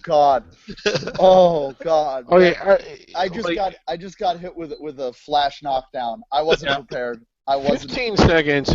Nebraska is one of the more surprising teams in the other way, in my opinion. They finished inside the bubble last year. They finished on a roll. They returned everything and added some, yet they can't beat non-tournament teams this year. Really surprising. To Lee's point, all joking aside, they are a huge disappointment, maybe the biggest one of the year. Well, speaking of disappointing, the American Athletic Conference is a gigantic trash fire, and it's not just UConn. At Memphis, Karan Iverson got himself kicked out of school and dismissed from the program. And SMU, to the surprise of absolutely nobody except the entire college basketball media, there might be issues around the program, it turns out, Chad. Well, you know, Lee, I'm kind of shocked here that SMU, of all schools, such a great history of following NCAA rules, that they would... They're a mess. They're a mess, and look, they played well through it, and they've responded well. Is it homer to think they're going to fall apart here? I mean, they're just, this is too much, isn't it? Well, I would think right now, if we put aside the automatic bids, I think that they're right there on the good side of the bubble right now. I agree. Right now. Yes, right now. They're in. They're also a team I would not ever pick to win a tournament game because they're missing players that are good at basketball that got that good record. And I think that's a problem. The best thing they got going for them right now is they play through this mess. Their next 4 games: Tulane, Houston, South Florida, UCF. Let me talk about this Tulane team, folks. No, Let me tell you something. Yeah. It's a tribute to how bad the American Athletic Conference is. Really? Is that Tulane University, which was 4-1 going into the game. Wait, hold on. I got to get their scouting report up. For their game at Houston, who's horrific, Tulane was getting a point at Houston. And God damn it, they almost needed it. They got a 3-point win over the Cougars in front of 13 people at Hofheinz Pavilion. I mean, there was nobody there. Can we also mention that currently sitting here undefeated in first place is a team that... Well, I'll get to them in a minute because they deserve credit. Yeah, but they do. No, they do. They do. No deserving of credit at all. Tulane has been a really nice story, but I don't think it's going to last. And I also don't think this other good story is going to last, but I think it's in much better shape. And that's Tulsa, who's 5-0 under the – I mean, we know there's – the bad news for Tulsa is the NCAA is sniffing all over this conference already, and they've got Frank Haith in charge. So, I mean, bad things are coming. But for right now, it's going well. Tulsa's been a very good home team, except, when they play a team that isn't in Division I. Yes, this does not show up, but it shows up in the notes. When you lose, how good is Southeastern Oklahoma State? They're not even a good team. It doesn't matter. You shouldn't lose to them at home. And then this week they go and they beat the UConn win's going to look better than it should. They beat UConn. I mean, they were up 17 in the second half. UConn rallied to make it close at the end. The game tipped at 9:30. It had the feel as a UConn fan of, last year losing on New Year's Eve at Houston, having Steve Novak drop 500 points in Marquette's first ever Big East game. This year UConn won their Big East opener, but actually I think they lost it. Yeah, they lost. It was the Temple game. UConn sucks early in conference play. UConn also hasn't won a regular season conference title in 10 years. And really, if they can't... Is that a true stat? That is fascinating. 06 in the Big East, and they tied. If you can't win it in this one, UConn, I mean, really, I'm just hoping they can get it together. But they're so disappointed. For the love of God, they've taken all the good teams out of it. Can you win, Kevin Ollie, can you win the regular season here? And the UConn fan base gets pissed off when they wonder why they aren't put in the same breath sometimes as Kansas. Kansas has won the Big 12 15 years, it feels like, in a row. What is it, 10? It's officially 10, isn't it? To be fair to Connecticut, they are the defending national champions. Yes, they are. That is no small That's the feat. thing. Yeah, look, I'm excited. If UConn gets in the tournament, I'll feel thrilled. Not only because they'll play a lot better to get there, but because in a tournament style, they're great. In the regular season, there are issues. They've had the last 6 years, UConn's had so-so regular seasons. 2009, they were a dominant team through to the Final Four, a very good team. Since then, they've been average. They're an average team in the regular season. And I won't trade it with anybody. I'm not complaining about 2 national championships. I'm just saying it would be nice to not lose it. Tulsa at 9:45, tipping off on CBS Sports Network in SD.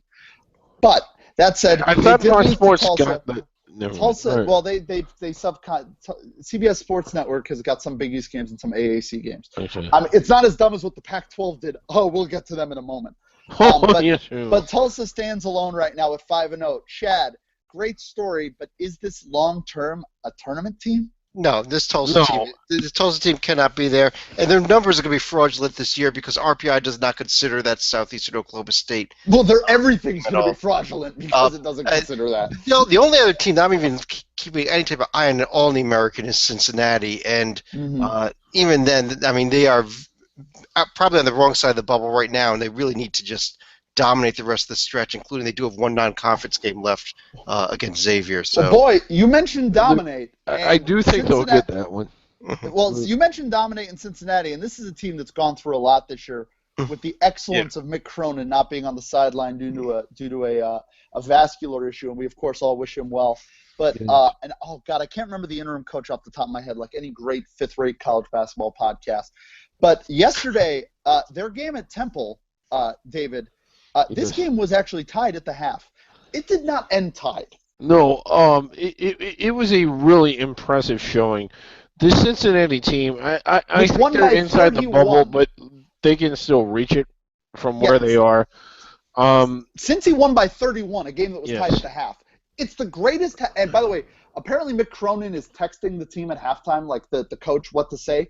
Whatever he said yesterday, I would strongly advise him to use it again because they beat the doors off of Temple in the second half. I don't think it's a very good Temple team. This is a Temple team that looked, in our opinion, very strong. Yeah, it started out well. Yeah, it started out to where like we thought they were weak, and then they kept winning and kept winning and kept winning. And it's like, well, this is the best team in the American. And now we don't feel that way anymore. But it was not a shallow win. It was a really good win for a team. And again, Mick Cronin, that is no small thing. No, it's not. My family's been through that. But Temple, real quick, Temple's a team that on January 4th was 57th in Ken Palm. That was January 4th. Today it is 2 weeks later, and they are 88th. The bottom has fallen out. And this is what happens. By the way, that's with losses to Tulsa, SMU, and Cincinnati. Yes. Imagine if they lose to South Florida or Central Florida or Tulane. Well, I mean, even with Tulane having a good year, kind of. Like, and if anybody loses to East Carolina, like, the BC rule is in effect. Like, I mean, holy shit. Like, East Carolina, they're in a top 10 conference, and they're ranked 260. There is some Texas Tech going on at East Carolina. Whoa. There is no there there. This is going badly. It is dark, and they may die. But the AAC right now, I mean, Chad, are there two bids here? Are there two without something weird happening in Hartford? Yes, because I believe that UConn will win in Hartford and SMU will get it at large. Yeah, I mean, because that's the thing. Like, I think Cincinnati's going to end up inside the bubble. You can't even make the argument that, well, they get one if somebody else wins the conference tournament in Hartford. Well, if that happens, UConn probably isn't getting in. Like, the conference is a self-fulfilling prophecy. If SMU gets the automatic bid, this may be a one-bid league. But I think it's a long shot to be a one-bid still. I think it's a two with a very outside slim shot at three. I really think that Ryan Boatwright getting healthy, or if Ryan Boatwright can get healthy and then play with more than one leg and maybe have somebody else on the team be worth a shit offensively, it looks like Daniel Hamilton's coming out of his shell. I'll say the one good thing has been Omar Calhoun looks like he knows how to play basketball again. This is a guy who last year scored 9 points from January 1st through the title game, and in the last 4 games has scored like 70. And so it's nice to see him back, but this is a UConn team that's got a lot of problems. They've got the win at Florida, and the win over Dayton looks really good because Dayton, by the way, I want to give them some love. We all thought they were going to be shit after the dismissals. And I'll let you go, David. We can go to the A10. Yeah, let's go to them. It's burning, and we're all going to catch on fire if we talk about it anymore. But the A10 right now features a Dayton team, which is, it doesn't even feature a Dayton team, but let's talk about Dayton anyway. Best team in Ohio, who is I don't even think it's hands down. It is the Dayton Flyers. Very, very impressed with this Dayton Flyers team, and the coaching job Archie Miller has done. Last year I liked them, but not to this degree. At least not to the way I was impressed. And I know they made the Elite Eight, but they beat up Ohio State team. They beat a Syracuse team that was in the process of losing 6 out of 9, and they beat a Stanford team that, quite frankly, just did not match up against the pack line very well. Yeah. This year, with what they've gone through, losing their entire roster of people who are taller than 6'6". Yes, they have. When I say they have a weak front court, that's a nice way of saying they don't have a front court. They have beat everybody the way they have, and I know that they're very thin. I think Lee's getting some lunch there. Oh, I'm sorry. I'm getting water, actually, because just talking about this UConn team makes me parched with anger. But I am more impressed with the coaching job Archie Miller has done with this team, even though they're not going back to the Elite Eight. If they end up inside the bubble and in this field, to me, as an outsider, that is more impressive than what he did with them last year. I am very impressed with this Dayton team. They are the best team in this conference outside of VCU, and I think they're the best team in Ohio. Wait, now let's talk about VCU, because you said outside. And this is Chad's VCU team. No, this VCU team. Now, do they have that great win? No. They only have 3 losses, though. They were to Villanova, Virginia. We're both talking to them potential 1 seeds, and an Old Dominion team that I think we all think is a pretty good team here. Yeah, in spite of being in Conference USA. In spite of being in Conference USA, but that's they the played conference. Everybody else, but yes, they did not play any cupcakes. Well, they played Maryland Eastern Shore. Other than that, they did not play any cupcakes at all. I mean, they played teams in that 30 to 90 range in the RPI and in the Ken Pimes, but every single non-conference game they played was like that. And they dominated non-conference. Now, they did set things back a little bit on Saturday. They really struggled with a horrible Duquesne team. They did pull the game out, but I was cringing there for a little while during that. And this game. wasn't on campus in Palumbo. This was in the big hockey arena because that was not full. Oh, console. Oh, the console. They were the Console Energy Center. Yep. Which only gets like 8,000 people when Pitt plays Duquesne. I'm shocked. I can't. Honestly, that's shocking to hear. I thought they sold that game out. They don't. Oh, look, if they don't, it's Pitt's fault, not Duquesne's, because you want to talk about a program that's falling off a cliff, which is a bad reference to use for a city surrounded by them. No, actually, it's probably appropriate. Real quick, by the way, when I look at the A10. Is it crazy to say that I actually like the top half of the A10 more than the Big East? Like, I like... Not at all. I think outside of Nova, look at the pot. No, you have Dayton. And again, this is a conference that's buried on television because of their own 30 seconds. Tell us what you think of their television deal, Lee. I'll tell you this. I have to pull up the American Sports Network's mission statement because it makes me love America. That said, if you're wondering what the American Sports Network is, you basically answered my thoughts. They aren't on television. They aren't on television. They have some games on NBCSN. They don't really stream a lot. Like, I mean, literally... What do you think of the rule that says they're not allowed to be on television in their local markets on free-to-air? That is written into the contract. Even the NFL ditched that rule in 1974. I mean, that is the rule the NFL had. New York Giants fans used to come to Connecticut to watch the games in Connecticut because here you could get the games over the air. Like, this is what we're talking about. This reminds me... Horrible television. This leadership, this gives me a nice little segue here. Unless you guys want to keep talking about the A10. Well, table that because, like, what is lost in all of this because no one ever sees it is Dayton is really good, VCU is really good, George Washington good team. They actually have some games on ESPN, like the George Washington game. Yeah, and it's like they've dipped their toe into intelligence. Yeah. And we're hoping maybe they put a whole foot in next year. It reminds me of kind of how the Mountain West has started to get into a deal with ESPN more and more, and how the Pac-12 has started to. Now, well, I mean, we don't necessarily segue there. Well, who likes ESPN? But I mean, nobody likes them. Right, well, let's go to the Pac-12. I agree. A network that people. But what about no? We have another team here. Good Davidson. Davidson, good, better than I thought they would be. They have come into this conference. They beat nobody. Chad, Chad, Nobody. what do you think of Good Davidson? Good Davidson inside the bowl. Good Davidson got their asses handed to them at Richmond over the weekend. So let's move on to the Pac-12. What's really going to tick Chad off is that they play Tuesday at home against Dayton, and after that, their next 5 games include George Mason twice, St. Joe's, St. Bonaventure, and Duquesne. They've played one of the toughest schedules in conference. They're going to get in, and you're going to have to live with it. If they get the wins over Dayton or GW, I'll reconsider them. But at this point, they have such a soft schedule. I just can't wait till Davidson goes to the Final Four because I am driving to New Jersey. Davidson's going to be a top 4 seed in the A10 tournament. They're going to barely be in the bubble talk. It's going to be great. You two are going to hate each other. Oh, it's going to be awesome. Speaking of things that we hate, the Pac-12 on television in the past has made some regrettable decisions. On Saturday, they may have made the most regrettable one of all.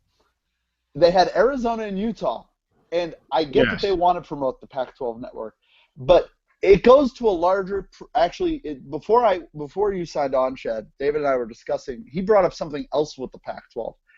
It seems like the Pac-12 goes out of its way to make sure that nobody west of the Mississippi River should like college basketball.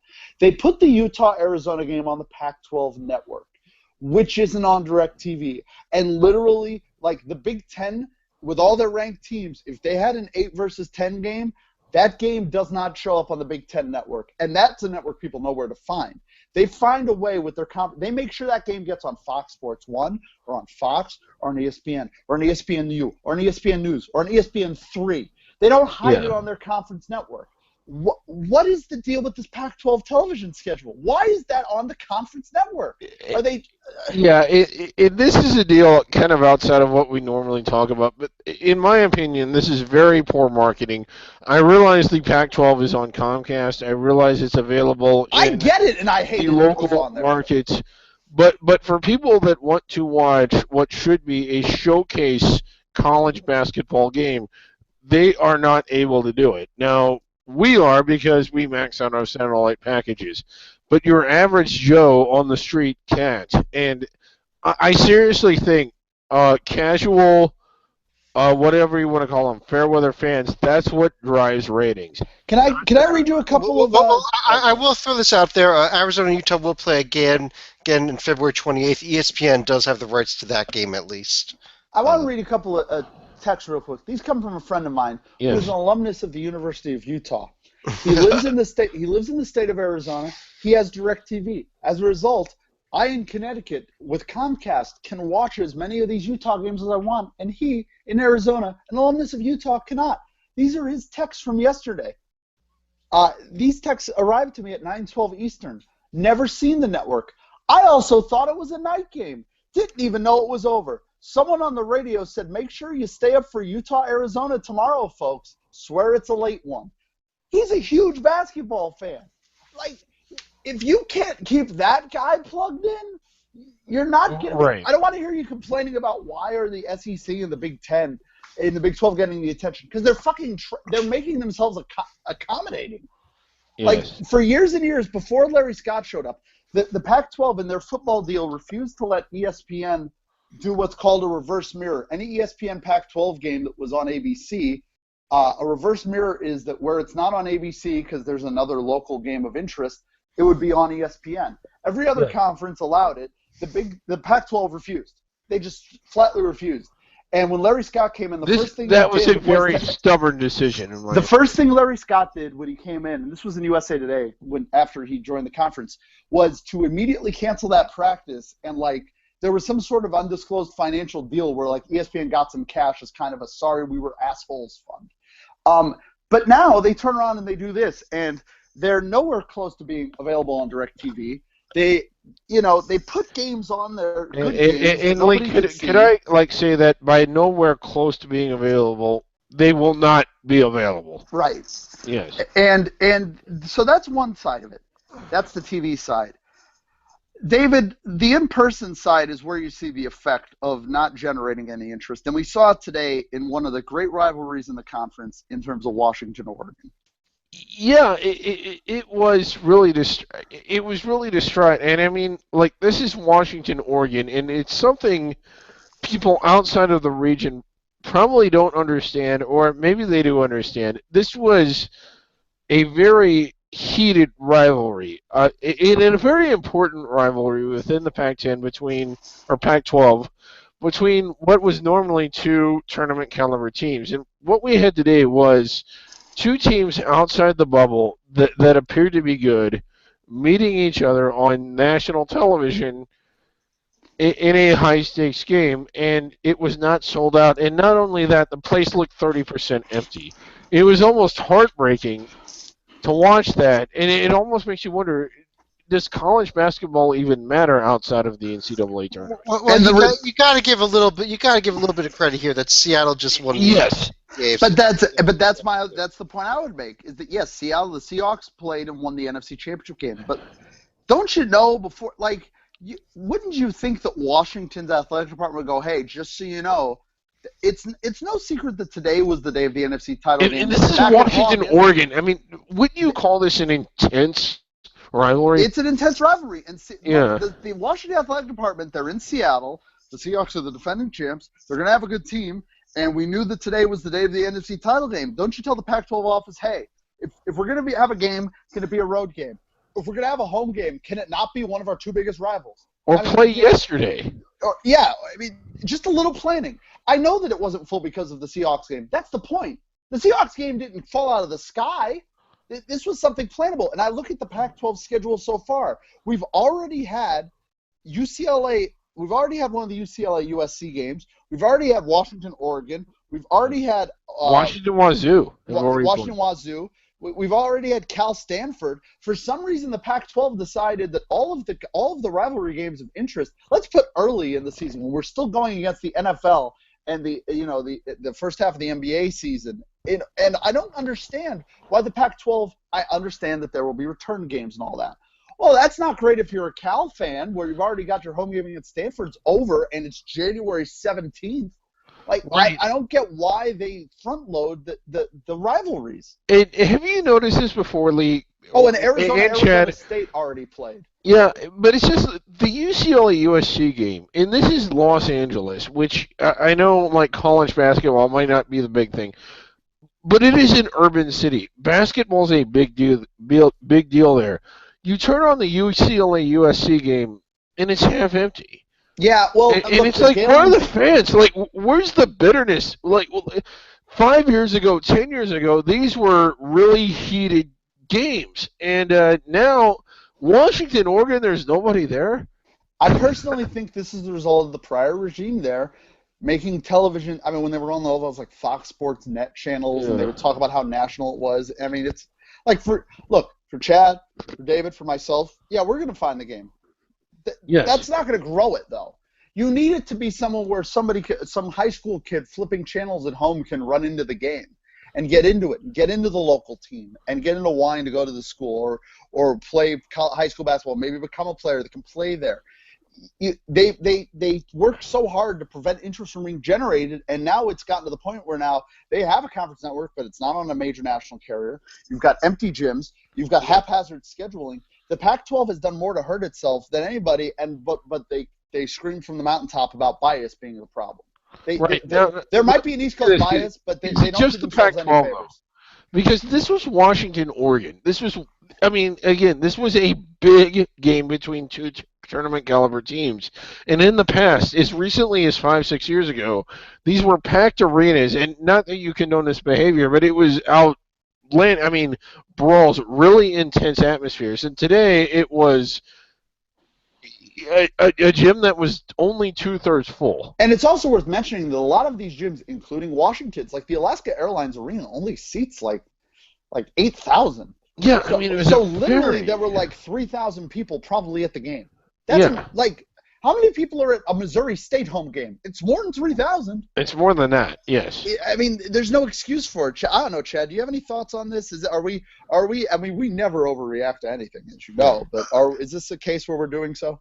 I'm still, I think the bigger crime here was scheduling it on the same day and at the same pretty much the same time as the NFC Championship when you have the defending Super Bowl champions playing your city.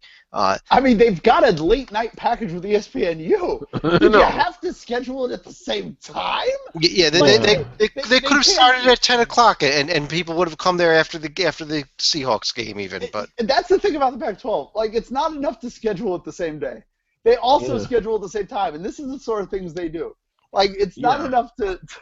It's not enough to not have the big Pac-12 network be on DirecTV. We're also going to put our best game of the year on it. Or maybe the school needs to do something though. I think that the Seahawks game ended about an hour or half an hour or so before this game tipped. Invite all the students in, put the football game on the big screen, and then play the basketball game afterwards. Yeah, or something like that. I mean, that would have been. But it's just like to see Washington, Oregon, in under this setting to where it's two bubble teams. It's a high-stakes rivalry conference game with a sense of urgency, and it's two-thirds empty, or I'm sorry, a third empty. It was almost like, and that was just turning it on when I got home tonight. When you said Oregon's a bubble team, you were kidding, right? Come on. Okay, yeah. Well, a bubble of the NIT, right? Yes. Nor is Washington, honestly. The NCAA bubble of what? NCAA investigation? Like, what were we talking about? Yeah, Washington. I knew they would. I wasn't confident in them long term, but holy shit, this thing is they are holding on to the anchor as they go down. And all this discussion, we're not even talking about the Arizona-Utah game itself, which. Arizona really, it seemed they really seemed like they wanted to make sure Utah, well, not the country because most of them couldn't watch, a lot of them couldn't watch the game or didn't even know it was on. They wanted to make sure the country knew that Arizona was still Arizona's conference and the road still went through Tucson. And I think for Utah, I'm not going to damn them too much for that loss. I think that they've played very well. They've had a good start. They have a very good team. Expecting them to – I think that game played out about the way I would have expected. They played well for the first 25 minutes, and then after that, Utah's experience and talent and home court advantage won out. Lee, can I just say that, the only reason I was hyper aware of this Utah team was because of you last year, and which I was not impressed with them at all until I saw them play this year, and then suddenly you don't like them, but now you like them. No, I didn't say I don't like them. I didn't say I don't like them. Hold on, that's not true at all. No, you said all week, but you just said you liked them after they got their doors blown off. I mean, I'm just like, I am the head of the Larry Krystkowiak fan club. The job he has done at Utah, he is right now the hands down national coach of the year. I don't even think it's a discussion. Utah 2 years ago was a joke. They were Texas Tech bad, and now they're a top 10 team. And But Lee, I will second that. That would be my National Coach of the Year vote. I agree with that. I'm sorry. Go ahead, Chad. I was just going to say, though, just look at the Pac-12. I think the other problem, look at what's going on in the court, though. This might be a three-bid league this year also after those two teams. I still think it's on the upswing, though. I think Stanford's played well enough despite the DePaul loss. But unless UCLA can bounce back, I think that's it. I think there's a clear Utah. And I'm being kind to Stanford to throw them in there. Arizona, Utah, Stanford are definitely better than everyone else. Right. After that, for God's sakes, Oregon State, I'm sorry. I'm actually impressed with the job Tinkle's done. Now, I don't think they're a tournament team, but I think he's doing very good work there. If you had to take one of Tinkle, the job he's done there, or Ernie Kent's job at Washington State, wouldn't you choose death? Yes, I would choose Tinkle because Tinkle is going to be a good coach there. Right. Ernie Kent is going to be Ernie Kent. I wish Tinkle was at Washington State because the Tony Bennett comparisons, style-wise, are there. It's so similar. But I do think Tinkle will do a good job at Oregon State. I'm still so disappointed in the Ernie Kent hiring at Washington State, just from the point of view that it's so uncreative. It's so uncreative. And we talk about them because Washington State right now is in a three-way tie for fourth in the Pac-12. And that's why, as much as the conference is better than it was 3 years ago, there are still issues here. Colorado is such a disappointment. I think they're one of the biggest disappointments, at least to me, along with Nebraska, their old conference rival. And at a certain point, Yeah. look, we all love Dunk City, but don't there have to be results? Yes, and that's another one. Doesn't this really just feel like another big name school hired a guy whose team got hot in March and hired based off of 6 games? Are you talking about USC? Oh, I'm talking about USC. Like I thought you were talking about FGCU. Hired off for 2 games, not for 4, for 2 right, games. I'm sorry, in 2 games. I mean, they hired him off in 2 games. And, like, is it really that shocking that this isn't working out? In my opinion, no. I don't think it's going to work out. Like, they're not recruiting great. They're not going to beat they're not beating out Steve Alford for recruits, and he's not exactly recruiting at the level UCLA should be recruiting. But they're just terrible. USC is clearly the worst team in the conference. I just got tweeted by both of UCLA's fans in Los Angeles. They're not happy with that previous comment. Wait, which one? Oh, about the recruiting class? Yeah, well, I mean, both of UCLA's fans. Not just one of them, but both. I would remind them both that they decided to fire Ben Howland, and in his stead replace him with Steve Alford. That's not as bad as hiring Steve Lavin after what happened to him at UCLA, but it's pretty bad. And Steve Lavin's doing St. John's pretty good this year, so at least there's that. Yeah. But yeah, this is a conference that Bill Walton said it on air, and I know that's not necessarily who you want to go to, but the league is good, but if it wants to be great, it needs the Southern California schools, because that's where all the high school talent is. If UCLA and USC can't recruit out of there, they're not going to get better. But if they can't recruit out of there, it's not going to be maybe Arizona. I don't think Washington State's going in and pulling recruits out of LA. They need UCLA or USC to get good. It could be USC instead of UCLA with the facilities and stuff, but it's not going to.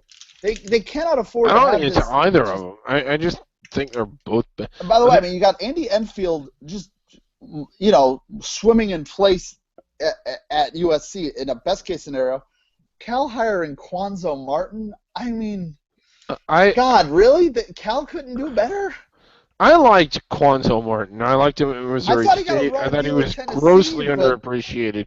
I am on Quanzo Martin's bandwagon, I must say. Okay, well, that bandwagon also includes 6 of 7 losses, but... Well, okay, it doesn't include anything else. It's including one that 6 of 7 losses and Bakersfield. Hey, well, everyone has bad. Okay. Well, if you want to talk, maybe we should segue to one final conference here. Yeah, this will be it. We've gone long, but I just want to get your take on one game here, Lee, that happened yesterday. One more game. Wyoming Fresno State yesterday. I know you're such a big fan of bad basketball. We should have led with this. Look, folks, the results speak for themselves. Fresno State at home has been an unbelievably tough team this year. They have wins over San Diego State, over Utah State, over St. Catherine, over Cal State Bakersfield, unlike a certain program we just mentioned. Actually, that was a road win at Bakersfield. They challenged themselves. And yesterday, they took on the greatest challenge of them all, the Wyoming Cowboys. And Fresno State showed why they are one of the toughest home court teams in the Western Hemisphere. But just the same, the Wyoming Cowboys showed why they are one of the 25 best teams in the country until tomorrow's poll comes out, pulling out a 3-overtime win in Fresno, 70-65. A tremendous game. What was it? Was it 50-50 at the end of regulation or something? 44. I'll tell you, it was fabulous basketball. Just fabulous basketball. I made the comment, Wyoming is the worst good team I have ever seen. They are. You shut your dirty whore mouth. Larry Shyatt is your god. I love this Wyoming team. Larry Shyatt, who returned to Wyoming after leaving. Hey man, everybody can come home again. This is a team that has wins over Colorado. Hang on, I'm still looking. Yeah, they won Colorado State. They won at Colorado They won the State. Front Range, and again, that's on their resume. Can we discuss the fact? Can we discuss the fact that they might finish the regular season at somewhere around 26-5, and I still will love to argue that they're in they could be a protected seed, but I won't really believe it. Like they're going. No, they're not going to be a protected. 26-5 might put them inside the bubble. Yeah, they may not make the tournament at 26-5. The Mountain West is not having its strongest year. I'll concede that. It is behind the MAC, and I'm not going to argue MAC resurgence. It's really just the Mountain West is bad. The Mountain West is really bad. UNLV, can we just – you guys want to take all the shots at Wyoming you want. There's a good team there. There's a great coach there. There's Larry Nance, the second yes, there. And it's painful to watch. Great. Let's talk about Dave Rice and UNLV for a moment, can we? God. Well, okay, if Dave Rice were coaching the 96 Bulls, I think he could make the Sweet 16 maybe. Was the analogy I used in the email chain good enough for me to repeat it here? Yes, I just hijacked it, so repeat it. Dave Rice could get an Eskimo to move onto an iceberg, and then he would say it was in its best interest once it moved there to jump into the ocean. Because he can recruit. And this was it like UNLV has they don't matter anymore, and like San Diego State struggled this year, but they're still good. Like UNLV is one of the worst teams in the Mountain West. They're 1-4. Like they're love Dave Rice. I forget if it was the 91 or 92 team or both. I mean, phenomenal player. He's done well enough, I guess, at UNLV, but like not a tournament team this year. I mean, grossly underachieving with the talent they There's have. no discipline. They turn over in their 5 conference games. They they commit a turnover on almost 1 out of every 4 possessions. No. And Dave Rice, of all people, should be preaching ball security. Yes, I know. They don't take care of the basketball. They are not. They're almost bottom. They're barely in the top 200 in offense. That is astounding to me, and you are right about that. Now, I saw that on Ken Palm, but like they're 188. They're 100.1. Yes. They are basically like. They're average, but like only on a rounding error. I just want to throw this out there, though. San Diego State is 232 in offense.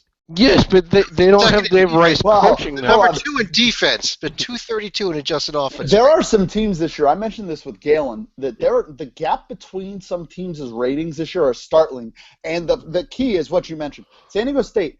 You want to know why San Diego State's struggling? They're second in the country in defense. They're 232nd in offense. Yesterday, San Diego State, they went down. UNLV San Diego State yesterday was like they went down to UNLV's level, and UNLV met them. The game, 57 possessions. San Diego State won 53-47, and no animals were harmed in the filming of that game that we know of. It was awful. It was from what UNLV San Diego State was for the last few years. This was a fucking shame. This was embarrassingly bad basketball. Well, if you saw that San Diego State is the worst offensive team that will be in the tournament, including the team that comes out of the MEAC, including the team that comes out of the SWAC. They might not score 40 points. No, the team that comes out of the SWAC will be halfway decent offensively. San Diego State scored 36 points in their loss to Washington earlier this year. I watched it. It was like I've never been angry that the Pac-12 network wasn't distributed nationally then for that game, because that game needed to be seen to be believed. But folks, I'll tell you, the Mountain West offensively, efficiency, they're 24th out of the conferences. That's despite having San Diego State's 232, and boy, I'll tell you, this San Jose State team, it might not be their year. They are 347th in the country in offensive efficiency. Well, they're also ineligible, so we can. They are 347th in offensive efficiency. So they're in the top 3. They do not have a win over a Division I team yet, and I don't think they're going to get one. Their wins are over Bethesda and St. Catherine. Their losses are against everybody else. And they're probably losing, like the rest of the way. Ken Palm gives them their greatest percentage chance. You want to know why the Mountain West is down? Nevada is awful. Nevada is their greatest chance. But they beat UNLV. Oh, these aren't good arguments. They have an 18% chance at home against Nevada. They have a 16% chance at home against Air Force, who is next to them in the bottom of the Mountain West. Mm-hmm. They have an 11% chance at home against Utah State, whose coach is already on a beach. Outside of that, they don't have a single percentage chance to win that's over 10%. They have They have 4 games left on their schedule where they have a 2% chance of winning or lower, according to Ken Pom. That's stunning. That's in a conference that isn't any good. Yeah. So we have to close out. We've gone on. We're about an hour and a half. We Gentlemen, need to. we are Teams 20 games inside in. the bubble. Okay, and we'll make That's this not real where I was quick. going to go. I was We going to go. have from the West Coast, we have Gonzaga and we have St. Mary's and BYU. From the Missouri Valley, we have Wichita and we have Northern Iowa, and then perhaps Loyola. From Conference USA, we have Old Dominion. Are we missing anyone else from outside the Power Nine, as we call it, the regular multi-bid conferences? That you could cross Loyola off that list. They lost to Southern Illinois. Oh, yeah, excuse me. We have one more, Green Bay, who had a horrible weekend. Did you mention Old Dominion? I think Old Dominion is very solidly inside the bubble. I do. What are your thoughts on Stephen F. Austin? You know I love him. No, I think tough. SFA needs to win out just to land on the bubble, and they might get inside of it. Well, then, I mean, I'm going to pretend. We can Stephen F. Austin, the point of this is, and these are our production notes. This is why Lee is a shitty host. But, okay. Wyoming's also inside the bubble, so. Who is? Wyoming. Right now, they're but they're in the mountain. We already talked about them. Yeah, as is Colorado State, yeah. Yeah. Okay, so the only other I think team that I would throw in there is Louisiana Tech. I think they have a shot at getting inside the bubble, but they need to win out. Okay. Yeah, I think they have a shot at it. Your segue was to good teams. Mine was going to be that we're 15 to 20 games into the season. Well, 15 to 18. Yeah. We're in centenary time, folks. And yes. Well, do we want to do centenary last, or do we want to have one last maybe 5 minutes about the teams outside the conference? Was there something? We'll do centenary last. Chad, was there something you wanted to hit on about teams that we didn't mention? Maybe. I think Gonzaga is a 1 seed. I agree. Yes. Chad. Oh yeah, Gonzaga is absolutely a 1 seed. Okay, yes. we didn't really touch on Wichita State. I yes. feel like we owe it to anybody who's made it this far in. God bless you. Yeah. Where do we see them possibly landing right now? We just did the bracket where we have a 6-7 range. I think this Wichita State has a shot at a protected seed at the 4 line, but probably looking at a 5. Yeah. I mean, their only losses were Utah and GW. Yeah, they didn't play that great of a schedule, but they still have both Northern Iowa games to go still. And they are road warriors, and they will win on the road. Now, Northern Iowa, I really like this Northern Iowa team. I think Northern Iowa could be a first ballot team, much less a team that's inside the bubble. I like them that much. All right, and Drew, is there a team that folks maybe aren't paying attention to that we can keep an eye on that can maybe make a run to really be in the mix in the mid-major league and possibly put themselves in position for an at-large bid that we haven't mentioned? I mean, is there one? I don't know if there's I think one practically bounces off the bit. I think it's Old Dominion. This is a team that's won against LSU on a neutral court, beat VCU. And I think they lost at Western Kentucky. I don't think they'll lose the rest of the way. They might drop one. I think they're good enough to win out. I think they might win out. And I think this Old Dominion team is going to be a first ballot team. I don't think they're a protected seed, but I think they're very much in the 6, 7, 8 range. The other team that kind of comes to mind is this Green Bay team. I think they're inside the bubble. I think they're out of strikes, though. I think they need to win out, but I think they're good enough to win out. A team I'm keeping an eye on that I think will have a gaudy record but won't deserve to be in necessarily is UTEP. I really just, you look at the rest of the schedule, they're 12-5 right now. Right. I mean, it wouldn't shock me if they won out, considering, the big game is the home game against Old Dominion, and it's a shame that they only get, that's the biggest, by a factor of 20, that's the biggest game of the year in Conference USA. I think Old Dominion is so far inside the bubble that they could even lose that game. It would be in the best interest of Conference USA, really. Yeah. And there's no better way, by the way, to spend your Valentine's Day than with Old Dominion UTEP. That game is Saturday, February 14th. If that's what I was planning on doing. That's where you should be. You should be at the Don Haskins Center. But, let's say UTEP gets that game, and the rest of the way, they've got 3, 6, 9, 12, 13 games left. If they close out 11-2, yes, they would be at 23-7 entering the Conference USA tournament. I think they would be in the bubble discussion. The problem is that they're still lacking in. Yeah, at that point, Xavier is the only one, and that's it. And they have lost to New Mexico State, who the best thing you can say about them is they're probably your champion out of the WAC, and they're going to be the number 68 on the S curve. Right, in the win against Xavier, we talked about it earlier. Xavier has won 2 games away from home. Total. It feels like this Xavier season's kind of about to. They're going to be the victim of the Big East of. Like, if everyone beats up on each other but loses at the Paul, if the Paul isn't... Xavier lost at Auburn. I mean, when you... Hey, man, well, you're talking to 2 guys who liked Auburn. Away from home, I mean, why should UTEP get credit for that win?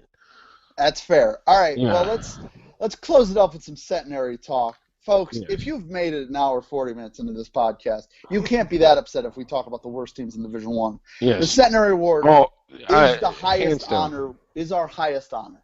It is. I would like to preface this by saying we've had centenary winners go on to do good things. Towson. Yes. is the turnaround story. The centenary award, it is our nation's highest college basketball honor. Yes. It is better. It is the Naismith Award, but with actual meaning. Yes. It is winning the national championship, but actually becoming legendary after it. Yes. It is our sport, and we have to treat it with the respect and the dignity it deserves. So, which one of these shithead teams do you think gets it? I think we're looking at a Central Arkansas, Central Connecticut, Marist, Florida A&M right now. I think Marist is going to win 3 or 4 games going forward. I think Central Connecticut's way out of the picture. I think Central Connecticut's out of the picture. Central's really bad. There's an argument for Central's only playing 7 players, and none of them are good at basketball. I think there's an argument here for Grambling to win it like they did 2 years ago, just because both even with 2 wins. I would like to repeat that I was not in favor of the Towson decision. I was voted out. But the Grambling's 2 wins this year are both non-D1 wins, just like San Jose State. Fair argument. But I don't think there's any way that Florida A&M is going to win a single game this year. This team is pathetically bad. This team, it's Florida A&M. That's my. This team, I believe they had 2 scholarship players in August on the entire roster, and I don't even know how they found 5 players to put on the court, let alone get substitutions. This team will not win a game. I think they had 1 game within 10 points so far this year, and that's going to be it. And they did it right. They played weak teams out of conference, and they lost. And that's the way you got to do it. The only top 100 KenPom team they played all season was Wyoming. That's why. Hey, man, and what a game for Wyoming to schedule. They brought in one of the most important teams in the sport. Right. This year. And I think it's Florida A&M. There was some talk of Alabama A&M. I'm under the understanding Alabama A&M has actually won a couple of games. No, Alabama A&M's way out. All right, Central Arkansas is the other winless. Yeah, my 3 here that I'm looking at are Florida A&M, Central Arkansas, and San Jose State. And here's why I'm not mentioning Grambling. They have the 3rd toughest schedule in the country, and they're 2-13, 2 non-D1 wins. Right. 3rd toughest in the country. Florida A&M's played the 260th toughest, and they it's not even close. Like, I think Florida A&M's got a 3-horse length lead on this thing, going back to Central Arkansas, and then I think there's a big gap. Yeah. In fact, I'll put it, if Florida A&M wins a game, and Central Arkansas wins a game, I think FAMU still takes it over everybody. Yes. The only way anybody else wins it is if Central Arkansas goes winless. I really think San Jose State's worse than Grambling. I really do. Yeah, well, they're pretty bad. And again, we are growing in numbers each week, albeit by tens, not by hundreds or thousands, but by tens. Well, what is the Centenary Award? The Centenary Award, Chad, you can give the history. It's basically what it sounds like, though. Yeah, it was actually the first team to win it was Centenary when they won 1 game in their final season in D1. For winning the award, you get placed on our under consideration board for our mock committee, and you get You're in the voting. You are in the voting. even if you're ineligible for the tournament, which has happened at a couple of times. Which usually is. As Florida A&M is this year, they're on the APR ban list also. After that, the winners were, I believe, Towson, Grambling, and Southern Utah last year. I still don't like the Towson decision. I still defend the Towson decision. I know. It should have been Binghamton. Well, Binghamton won a game. This was a thrilling game. Binghamton won their 8-9 play-in game. And our man Lito Vecchio was there in person. Excuse me. Au contraire, mon frère. In overtime. One of the three of us was present at that game. All of us were watching it. We're all online. This was the saddest thing ever. I was at the game because it was like 2 towns over. And folks, I love bad basketball, so I go to the America East tournament every year. And I'm there, and I'm like FaceTiming the game to these guys. Oh, we were watching it. They were. Oh no! I wasn't FaceTiming. I said I was there, and Chad and David didn't believe me. And they're watching the game, which to me is even more pathetic. At least I was gone. And I was there. I was in the building as that game went to overtime. It was fabulous entertainment between Maryland, Eastern Shore, and Binghamton. Absolutely fabulous. It was the best $10 I've ever spent legally. I mean, it was fabulous. And then they just got mad at me for not presenting a gold-plated toilet seat. I'm still regretting that. I think I need to get on a plane this year and go to the MEAC tournament now. But yeah, so it basically is our award for the worst team in Division One. Right now, Florida A&M clear leaders, Central Arkansas waiting in the wings, and for my money, San Jose State's right there. As you can tell, because I was the one that I argued for Towson, I always argue for a team. I don't argue just based on teams like win-loss record. If you're in a good conference and are exceptionally shitty, I will argue for you. Well, because San Jose State, they're better than those teams and be on the court. No. Florida A&M being bad is one thing. If San Jose State is one of the 5 worst teams in the country, they deserve to be considered one of the worst teams in the country. That's an advantage. I was disappointed in you last year, Lee, when you did not argue TCU for the Centenary Award. No, it wasn't. I was still arguing Texas Tech, I think. Okay. Well, with that, and if you have any thoughts on the Centenary Award, folks, tweet us at HoopsHD. We have the message board at hoopshd.com. We want you to chime in. We want your thoughts. We want your arguments as to why your team isn't one of the worst in the country or why maybe they are. I was expecting Chad to be involved in this discussion this year, but Rutgers has been surprisingly competent in Big Ten play. So for David Griggs and Chad Sherwood, this is Lee Del Vecchio. Thanks for listening, everyone, to the Bracket Racket on Hoops HD, and we'll catch you on the flip side. So long, everybody.